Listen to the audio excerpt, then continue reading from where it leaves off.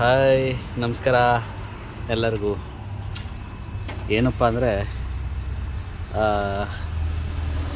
ನಮ್ಮ ಡ್ರೈವರ್ಗಳ ಜೀವನ ಹೆಂಗಿರುತ್ತೆ ಅಂತಂದರೆ ಜಸ್ಟ್ ನಿಮ್ಗೆ ತೋರಿಸ್ಬೇಕಷ್ಟೇ. ಸೆಂಟ್ರ್ ರೋಡಲ್ಲಿ ಇರ್ತೀವಿ, ಹೋಟ್ಲುಗಳಿರಲ್ಲ, ಅಡುಗೆ ಮಾಡ್ಕೋಬೇಕು. ಈಗ ನಮ್ಮ ದೋಸ್ತುಗಳು ಇದ್ದಾರೆ ನೋಡಿ, ತೋರಿಸ್ತೀನಿ. ನಮ್ಮ ದೋಸ್ತಿಗೆ ಅಡುಗೆ ಮಾಡ್ತಾ ಇದ್ದಾರೆ ನೋಡಿ.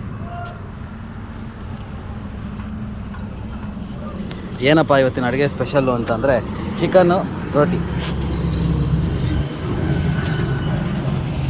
ಮೇಲ್ಗಡೆ ಬಿಸಿಲು, ಕೆಳಗಡೆ ಹೆಂಚಿನ ಬಿಸಿಲು.